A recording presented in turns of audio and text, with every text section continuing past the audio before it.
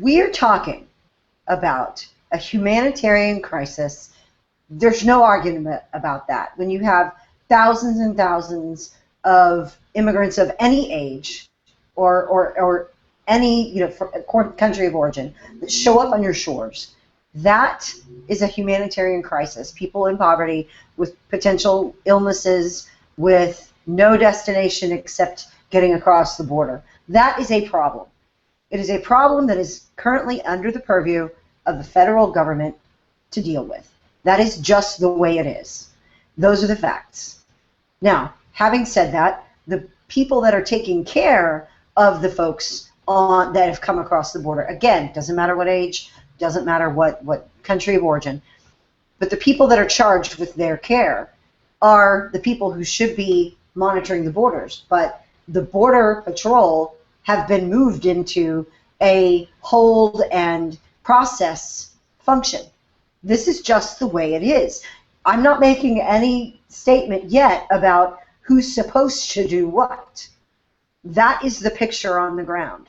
And so you have a federal government that is run at the administrative level by Barack Obama, who is refusing to do deportations, apparently, who is refusing to expedite them, and who has taken advantage of a human trafficking law in order to, we all believe, throw open the doors of the United States to children and unaccompanied minors and children with, young children with parents, in order to invite them to come for, any number of purposes, but people believe to eventually swell the Democratic voter rolls. Okay, but regardless, you have a federal government that is not going to do the job of processing people in the way that one would expect, because it is an administration that is unwilling.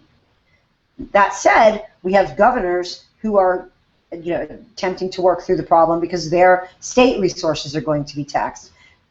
Rick Perry has said that he's sending 1,000 National Guard troops to the border to help deal with things on the American side. I don't know in what capacity exactly, but that is part of the plan. And Greg Abbott, the Attorney General of Texas, has said they're sending the bill to the federal government. So all these things are going on. And the only way that you're going to police your borders in the way that conservatives say they want them policed is to change the people who are in charge of enforcement so that they will enforce it. The people in charge will enforce it. You cannot, we've already talked about the viability of impeachment. It is not going to happen, not within the time frame that people need it to happen in order for it to help with this problem. It just isn't. So that option is really off the table short term, period. Now, I don't care what overpass you stand in front of or over with a sign. It's not going to change this situation right now. But we have this situation on the ground right now, and we have charities and people like Glenn Beck, whatever you might think of him, and I'm not the biggest fan in the world, believe me. It's a good instinct. It's a good idea. And if you are not moved by the plight of these children because perhaps you're more concerned about your own, I get it. I totally get it. But the fact remains, they're there. The federal government is not dealing with the problem. And we, of course, cannot on our own enforce those borders. I don't care what people say about militias and whatever. We cannot do it. Follow that out to the end result. It won't look pretty.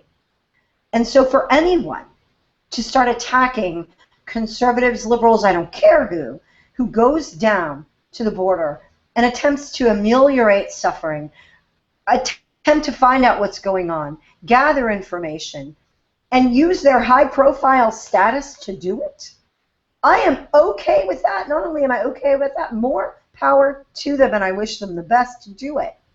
But people who are going to choose that situation to make divisions in the conservative movement over someone choosing to help in this way rather than, say, go join somebody at an overpass with a sign.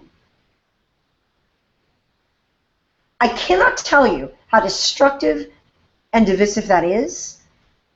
And if you are one of those people and you're watching, I'm going to advise you very carefully to rethink your position, because what you're doing is marginalizing yourself so much and giving the left so much ammunition to talk about heartless conservatives. You know that conservatives give to charity and love people and do things for people. They don't manage to do it with public dollars when we can help it. We like to do that privately. And for people to very narrowly define these things as either or, you either are against border invasion or you are for border invasion based on your actions, is one of the most disingenuous things. You had better cut it out. You had better, I'm talking to you, M. Catherine Evans, think through that again, and Breitbart for reposting it. You would better check yourself on these things, because that sort of thing is going to destroy the heart of this movement, based on giving left every bit of ammunition they will need to characterize us in perpetuity, just from this one thing, in perpetuity, as evil, horrible people. And I'm not going to be attached to that sort of thing. And if people have a problem with that, hey, let's come talk it out. I got all day for you.